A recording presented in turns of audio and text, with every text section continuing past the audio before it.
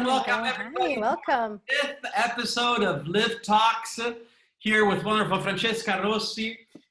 We are here finding ourselves in the midst of having to create smart working for our gorgeous, amazing, and very talented tour guides. And tonight we have the opportunity to have a half-hour 45-minute talk with Francesca on life in ancient Rome and structure of homes, and in particular on the Celium Hill. Francesca, hi, good evening. How are you doing? Hi, good evening. I'm great. Thank you. Thanks for having me.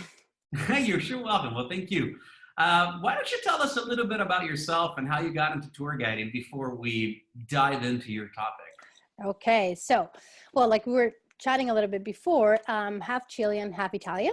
I've always felt quite, I really felt more Italian than Chilean, if I should say that.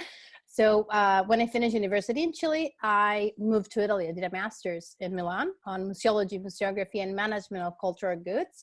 And my internship was done at the great Capitoline Museums in Rome. And that is when I decided to stay in Rome. And as soon as the exam to become a tour guide came out, I took it and I was able to become a tour guide. So I've been guiding since 2016. More or less. Yeah, that is how, that's a very short story of how everything started. Short and sweet for everybody who's listening to the live recording or live version or recorded version. Passing the Rome tour guiding exam is one of the hardest things in the world, one of the most stressful things in the world. The amount of subjects, the amount of topics, the amount of years that somebody has to fit in their head, both on the written and oral version, are incredible. They drive people insane. And I was actually told, you know, I don't think you're going to be able to do it because you're not an archaeologist, you're not an art historian, you were not raised here. And I'm like, I did it. So I'm really proud of having become, like, be able to become, to work as a tour guide in Rome right now, actually. And it's couldn't be better. Let's dive right into your subject. So let's get out of video. Houses and lifestyle of ancient Rome. LivTalks with Francesca. What an interesting topic, Fra. I appreciate your choosing this because we're dwelling through this beautiful editorial calendar and gorgeous subjects proposed, but dive right into it. So what have you highlighted for here, Hudson? Map of Rome. Okay, so to talk about this subject, I actually chose to talk about or to go inside the Roman houses at the Caelian Hills. This is an archaeological site that almost nobody knows about, so it's great because it's always empty when you go visit it. But it's, as you can see, that's why I wanted to show you this map actually, because it's right next to the Colosseum. You can see the Colosseum up there, and then in the middle you have we're here, a circle in the bottom, so that is where the houses are. And it's also right in front of the Roman Forum and the Palatine Hill, which is the headquarters of ancient Rome. So it's really at the center of the city, but it's kind of hidden, so nobody goes there. And I really enjoyed this place because I think it gathers many of the characteristics that I enjoy most when I guide, when I take people to visit sites in the city. So we have the underground layering situation going on because we actually go under a church. So we go and visit at different level. And then we have the painting so we can see Roman art. And we have blueprints. There's so many blueprints in this area that you can read to understand what was going on, what was built, what was not. So it's kind of easy to go back in time whenever you're there to see that. And they're still excavating it. So what we have seen of it is probably very little of what it is to be discovered right there. Okay. Now, for the people that have not understood this, I'm just going to repeat this. This circle right here is the Colosseum. So you're right. I mean, this is extraordinarily central. It's a beautiful, beautiful part of the city. Right there, there's Café Propaganda is a very good restaurant, and there's and then there's the Villa Celimontana, and then there's the Hospital of the Celio. Actually, potentially, there's a good place to park right there if you try to. It's a big parking lot. Little trick for everybody who's booking a Colosseum tour. And the Caelian Hill is actually one of the 7 hills of Rome, one of the main 7 hills of Rome. I didn't mention that before. So It was actually a very green hill before. It was full of oak trees, which is the trees that Romans used the most, the wood. We don't have any oaks left today, of course, but it was full of that. So right in the center of the city. And this picture that you're showing right now, Angela, I wanted to show you this because this is a church that we visit, that we go underneath actually. So if you look at the church, it's not a classical church, or maybe the idea of a church that you have, or that we all have, being, you know, a classical Renaissance church with this beautiful white facade in marble or travertine. If you look at the columns, you're going to notice also that the columns are not that relatable to the upper part of it or to the building next to it either, because those columns are recycled. I use this word a lot in my tours, recycled, because I think it sounds better. But like, as my colleagues know, after Rome becomes a Christian empire, anything that was not Christian, so basically the whole city of Rome, because it was a pagan empire, was reused to build the new churches and the new buildings. So this is the case of this church right here. Those columns and the capitals, those belong to other temples, other buildings in the area, and they were placed there later on when this church was built. And also the upper part of it is quite interesting because we have small windows. Usually you don't see those windows in the facade of a church. That's because this church was built on top of a home, of a house built in the 4th century. Okay, so we do have those characteristics of the house still today. Okay. So what, just out of curiosity, what is the name of this church? Oh, just didn't say that. The Church of St. John and St. Paul. They were two brothers, actually, 2 soldiers that were martyrized. So they were killed because they were Christians. And then they were killed in their home and buried right in their home as well. So then the church was built right on top of these 2 brothers' the grave of these brothers. And the interesting thing is that they were killed, they were martyrized in around 360. So why is it interesting? Because Constantine, being the first Christian emperor of Rome, he in a way declared that Christianity was allowed in 312, 313. So we should not have had martyrdoms after that. But there was just one emperor called Julian the Rebellious, in English we could translate, that he just decided to, you know, bring paganism back. It's like, I don't want to be a Christian, I want to keep on being a pagan. So these 2 soldiers worked for him actually. And when he found out that they were Christians, he martyrized them. And do those columns belong to a building that used to be in the same exact place? Or no, because you would have the house there. So they probably were, they belonged to buildings around the area, right? But not in that same house, yeah. Okay, very good. Oh, and just, sorry, yeah. One more thing before we change the picture. If you look at the low right corner, right side corner of the picture under the palm tree, you have just a little column done in white stones, in travertine, right next to the gate that you see there. Yes. Well, just to know, in that area, there used to be an arch with a street that would take you to the Colosseum. So this was a very, you know, popular area. You would, you know, walk around. It was a very green area. You would have the houses, very central, even back then in the 4th century after Christ, or even before. So when you're buying real estate and it says a block away from Madison Square Garden, it's a block away from the Colosseum. So here was probably decently expensive. Exactly. Yeah, probably back then it was. Also, all right, here's the second picture. Yeah, this is just a street as you can see it, but imagine you have the church that we were just looking at on your right side. So we're taking the street and we're going down the street.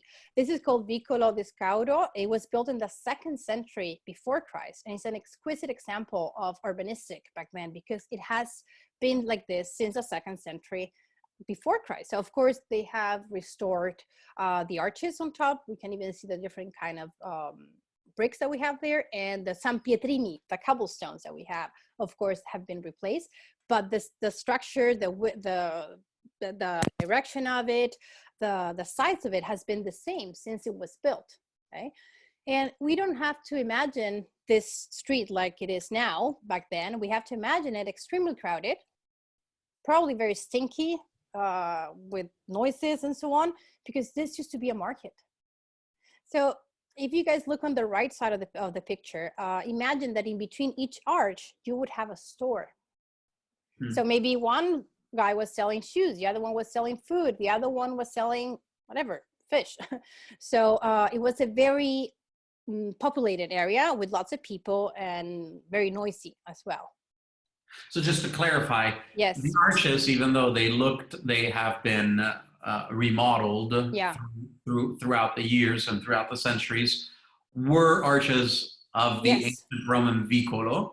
For sure. And in between these arches, there would have been shops. Exactly. And like the arches were stand or fish stand or imagine today's market.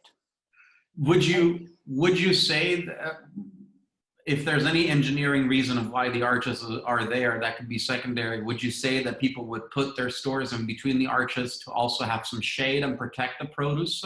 I was actually about to say that those arches were built on purpose to give shade to the people. Also the people that were there shopping, you know? So instead of using drapes or anything like that, they actually put these arches, and they still give some shade to the street now. Of course, we have more buildings that they used to back then, but they were done on purpose to give shade to the people. So it's like an outlet mall on a little street. Or an inside market. Yeah, for sure. And actually, well, this picture, no, it's fine. You can keep the other one. Yeah. So this picture is just a picture of a market, and it looks alike, like the street that we were just looking at. It even has the arches on top. You can, if you look at the back of the picture, there's still an arch right there, and you have the entrances for the stores. Okay. So this is more or less, it's a little fancy probably, this market in comparison with the one that we would have seen before, but this would be the idea of that street right there. And when you go inside the Roman houses of the Caelian Hills, so the archaeological site that we're about to go inside, we go in through one of the stores. The entrance of the place is inside the store. So the shape is the same, the size is the same. And actually when you go inside, you do have to pay for your ticket, and you can't buy souvenirs. So it's still kind of a store today, actually.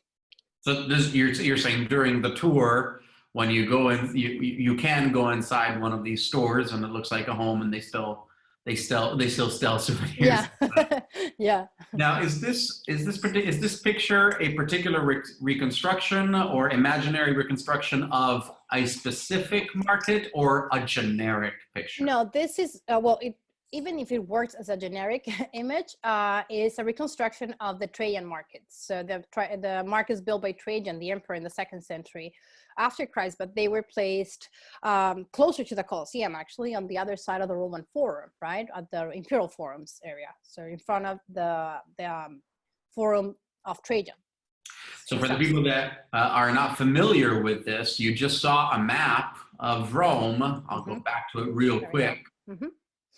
So the area that we're discussing is sort of south from the Colosseum, according to this picture. If you go up Via dei Fori Imperiali, then all of a sudden, on the left-hand side, you have the Roman Forum. On the right-hand side, you have the Augustus Forum, and then Trajan Forum. And on top of Trajan's Forum, you have the Trajan Market. Is that correct, Francesca? Yeah, it is. It is. Perfect. Very good. So let's go back to, well, so this is Trajan's Market, which is an amazing example of. Yeah. But look at this beautiful reconstruction. I know. Wouldn't you like to do your quarantine here? When I found this picture, I just felt, peace. So I really, really enjoyed it. And this is a picture of a domus, right? A part of a domus. And what would be a domus? A home. And a home of the house of an important family back then, maybe the senators, or, just people back then. And this is the domuses would be built always on one level, with many, many different rooms and different areas to it. So they were built on a horizontal level, okay, not in height like we will see later on. And this is how politicians used to live before, senators used to live before, okay? So they would have these beautiful homes. And this inside garden that we can see here was always there, because this is the garden, or the space that would give light to all of the rooms around it. Rooms back then wouldn't have as many windows. In fact, we can see in one of the through the doors of one of the rooms, there's just a little window on the upper part. That is a window that room used to have. So this was really important to give light and air to all of the rooms around it. And why am I showing you this domus if we were in a market right now and I told you that we were going to go inside through one of the stores? That's why I added the little map on the left corner down there. We have the green line that you see in the bottom. That would be the street where we were walking right now, right? The market. Okay. Then you have the blue part and the red part in the back. We are right now at the red zone that I think. Okay, right here. The back. So in the 2nd century, in this area, there used to be a domus, just like this, a beautiful domus of a nice family that was living there with this kind of peaceful environment, reading a rotulo, like a book back then, right there. And all of a sudden, after 1 century, in the 3rd century, right in front of your beautiful, nice domus, an insula was built. We will talk about the insulas in a second. That would be the blue part that we have in the map. An insula basically was an apartment block for working class. So imagine you had your home, you were really happy with your home, and then boom, they built this big building, very noisy, smelly, and crowded right in front of it, okay? They were not that happy. And in fact, the market part that we're looking at right now is part of the insula. And all those stores now are closed down because something else was built around them later on. But we are inside this archaeological site where we still have remains of the domus of the 2nd century and the insula of the 3rd century. Okay. That makes sense? Yeah, absolutely. So you're talking about a domus on top of one of the 7 hills of Rome. Yes. With obviously a gorgeous inner courtyard, several rooms. I count 1, 2, 3, 4, 5 just on this picture. There's probably all the way around it. What kind of wealth did a family have to have in order to live in a home like this? Was it one family or was it an extended family? That's a good question. So, well, usually it's one family, probably dependent also on the family situation, if you would have even your grandparents living there or not. But it was not wealthy people. It was not working class people. It was wealthy people, politicians, like we said, senators, many engineers, or I don't know, I'm just thinking of people that could have higher wealth back then. And then you would have all of these different rooms around it. They were so big and they had so many different rooms in one domus that even husband and wife used to sleep in different rooms. And the rooms were not that big either, right? Because since they had so many, they didn't really need to build these huge rooms for them. The important thing is that they were painted. If you had the opportunity, your house would all be decorated. That was showing your wealth, actually, back then.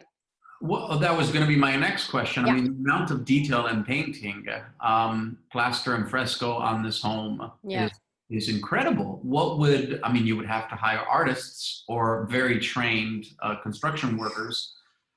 How long would it take to build a home like this? Well, you have to imagine that back then, well, this picture is from a reconstruction from Pompeii. Unfortunately, we don't have any reconstructions specifically from the area that we're looking at. But all of these are frescoes. So fresco is a technique, like of course my colleagues know about this, but when you paint on top of a fresh plaster, fresco is fresh, right, in Italian. So you paint on top of this wet surface. And when it dries out, there's a chemical reaction. So the colors get encapsulated inside. You need to be quite fast to paint on a plastering because it doesn't get, it's not humid for that long, but you still need to be quite precise because if you make a mistake, you just need to put plaster on top of it and kind of start again. Okay, so it did take them a while probably, but in cases like this of such a wealthy family, you would have a very big group of artists or painters, more than artists, working in your home at the same time, so they would finish as soon as ASAP, basically. As rapidly as possible. Yeah. And servants used to live with the owner of the home? There was an area for the servants, kind of not next to the cubiculos. The cubiculos would be like cubicles, right? They were the bedrooms of whoever was living in the house. And usually also on one of the sides of the house, there were these rooms that would look towards one of the main streets, and those could be rented as little shops or for other people. And that was also another income that the family could have. Yeah. Very interesting. Very good. Oops. And this is the insula that I was mentioning before. I put two pictures here because the one on the right, which is very nice, but you can see the crowd on the left side. And as I was telling you before, we had in the market, you had all of these shops outside, and that is what we can see here, right? You can see that on the big picture on the right side, you have these shops, so they're selling different things. And are you able to see that there's a staircase right on top of the man wearing the white tunica? There's a staircase and there's a lady going up on the right side of the page of the picture. On the right side of the picture. Do you see the staircase? Yeah, absolutely. Behind the little kid? No. Inside the house. Inside the house. Yeah. Oh, right here. That one right there. Thank you. Sorry, I don't have the pointer anymore. So why is there a staircase there? Because basically insulas work in this way. You would have on the first level your store. You were selling food, amphors or clothes or whatever. And in the back, you would have your storage room where you would have, the storage. And on top, you would have your home. In fact, you can see on the picture on the left, people that are putting their clothes to get dried right there. You see this big tall building because insulas could have even 5 floors. Okay, wow. So whoever had the store in the ground floor could live right on top of it, but then you would have people living on top as well, actually. So they were extremely crowded, and there was no water in the insulas, right? Romans didn't get water in their house until very late. So there were public bathrooms outside. They did find, though, drainings on the ground floor of the Roman houses in the Caroline Hill, but we don't have any records of the upper levels because they were destroyed. But usually the insulas they didn't have water on top. So no bathrooms or stuff like that either. Just out of curiosity, yeah. What period do you think a imaginary picture, drawing, painting like this is referring to in ancient Rome? Well, this could be from the 1st century after Christ, for example. Why am I saying that precise century? Sorry, because Rome started to grow a lot in the 1st century after Christ. It was one of the best centuries that Rome had. And this is the kind of home that you would have seen more and more in Rome because it was so populated. There was so much people, but they didn't have that much space. Rome today is very big, but before, even if it was big, it was all concentrated in one area. So insulas was the most common way to live in Rome. They needed to build in height so they could have more people in there. Okay, I'll be a little bit more specific with my question. Do you think sorry. This picture is before or after the fire of Nero? Oh, that's a good question. So I don't know if I can answer that precisely because it depends probably on the area of the city that we could be at. So it could be I guess before or after. I guess I'll give you why I'm asking this question, because obviously it would be easier for a city so densely populated and built this way to get on fire and grow the fire as largely as it did. So my question, I guess my curiosity came, would they have changed their engineerical urban development after the fire from experience or not? So that's why I was asking. Well, actually, insulas were always built in the same way. Probably materials started to get better. In the beginning, they were all built, well, as we can see, in bricks or stones on the outside, but inside it was all wood. So insulas would always get fire. They were always a hazard for population, but they were still used. We still have insulas from like the 4th century after Christ and so on. So that's like 3 centuries after Nero. What they did in some areas of the city, though, after the fire, is that they enlarged the streets. For example, inside the Roman Forum, there's Via Sacra that was they widened it up a little bit. So if there was another fire, it was harder for it to go from one side to the other. That was one thing that they use. And in this picture in both pictures, actually, when you look at the street, you can see those big chunks of stone. That's basalto. That is a classical Roman street. And that is a lavic stone. Right? Mm-hmm. So that's also, it resists fire in a way. Yeah. So that also helps. Very good. Inside an actual villa. Yeah, so this is a fancier domus. By the way, domus, that's from where the word domestic, for example, comes from today. Okay, so that's kind of the first type of home. And why did I put a picture of a villa? A villa is like a bigger domus, a fancier domus. And what happened in this specific archaeological site was that after we had the domus, then you had the insula right in front of it. And in the 4th century, a family came and decided that they wanted to live there. So they bought the insula and the domus and united it to build their big villa, their big domus. And that is the house of the family of the 2 soldiers that were martyrized. So that's why we're there. That's why they were there. Okay? In the 4th century, this family built that area. They were killed there, they were buried there, which they couldn't actually, because people were not allowed to be buried inside the walls of Rome, right? Rome was all surrounded by walls. They had to be buried outside for hygienic reasons. So after they buried them, they closed down their home and they built a church on top. Okay? And in fact, all the paintings and the decorations that we still have and that we can still see inside the Roman houses of the Caelian Hills are part of the 4th century, so of the villa, the last villa that was built there. You said 4th century. Yes, 4th. Okay, so I just want people to look at this picture, and so this would be one of the many inner courtyards the villa would have, but not like the domus, which probably only featured one, correct? Yeah, and also what we can see in either of these pictures, though, is that, well, here we can actually, now that I noticed, right in front of the statue of the image, there's kind of this lion's skin on the floor. Yeah, right behind it, you see something that looks like water. That is an impluvium. So that is where they would gather the rainwater. To do what with it? Any domestic activities that they needed. So being rainwater was kind of clean water, so they could use it maybe to cook or to, probably not, well, maybe even drinking. It depends probably on actually the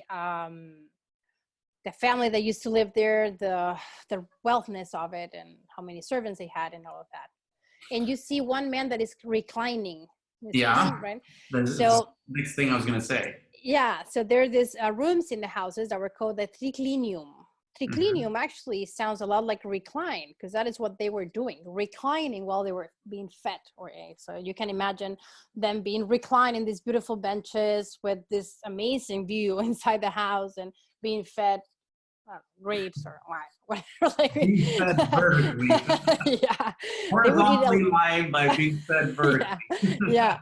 They would actually have like even 7 courses of food and in one dinner in a very wealthy home, of course, back then. While having a bear skin on the ground. Apparently. Of course. Why wouldn't you have that? Why wouldn't you? You could, yeah. And you can see all the decorations in that house. Yeah, they're phenomenal. Even probably a statue of somebody of one of their ancestors. Yeah. Go for it. So this is inside the houses already. This is in what used to be the insula part of it, actually, even the storage rooms of it. But of course, they changed their functions when it was turned into a villa. And here we have some paintings of it. This is all a fresco. In fact, you can see the thickness of the painting because of the stucco, the plaster that had to be added there when they were painting it. And on one side, on the left side, we have this very pagan looking painting to it. We have these geniuses that were called that are represented there. And then you have the vines on top, which is always a symbol of life and cycle of life. And then you have even peacocks and other birds.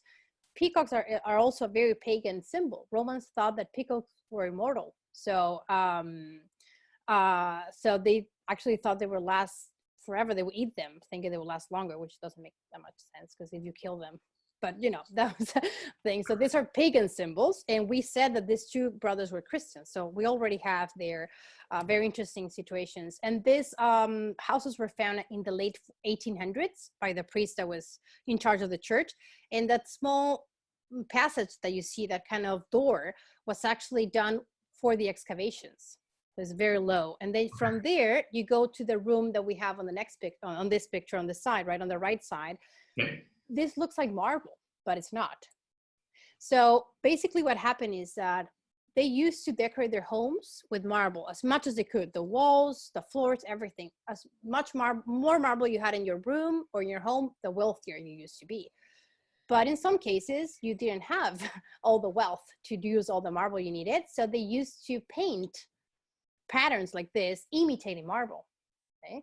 These are all from the 4th century after Christ. So we can still see these amazing colors that pop out when you go in, and they're still intact, actually. They use natural pigments to paint, of course. The weirder and the better were the colors, the pigments, the more expensive they used to be.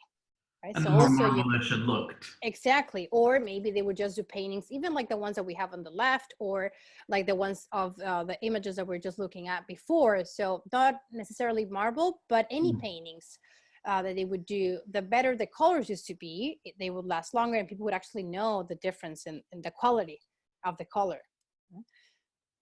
So you come to my house and you're like, oh, you used expensive paint. Yeah, it's like, I recognize this red, or I wish I had this. Do you see that red? I wish I had that red. The pigments like of the war, yeah. the pigments of this red are a little cheap on Yeah, I can see that it's fading a little bit. But just to give you a couple of examples, for example, there was a color called kermes, and there was this insect, kermokos, and they would grab the eggs of the female insect and boil them to get the acid and the color they needed for this very specific red. There was one called dragon blood. So they would get this fruits from a palm tree in India, because the Roman Empire was so big. You need to imagine that they would bring colors and pigments from anywhere in the Roman Empire. And they would grab that fruit and they would have another kind of red. White also, there was one called sea foam. You know, when you go to the beach and you see the foam, so they would grab that and grab all the organic parts that they could from it and create another color. So it's crazy how the world of pigments back then was very innovative as well. It was very complex and expensive. Absolutely. And expensive. And this room, I think is one of the most important, if not the most important room of the house, because, well, we have all of these beautiful paintings and decorations. They go from the floor all the way up to the ceiling. But also we have those images right there in the corner that you can see. So we just mentioned that they were Christians that used to live in that house, but not only. This was a family where in the 4th century, so after Constantine had already declared that it was a Christian empire, in this home, you had a family with Christians and pagans living together. And how do we know that? If you look at those images right there, and besides the image that we have just looked at with the pagan symbols, you have those kind of flying goats right there on the wall. So that is a pagan symbol. They used to put this flying goats, let's call them, on the windows so they could have good fortune. Right? So they would avoid bad luck in their lives. But have a look also at the orator. You see that figure, the human figure right next to it. That is an orator. That is a Christian symbol. Right? And they're there together in the same room. So imagine them having dinner and discussing religion in 360 after Christ.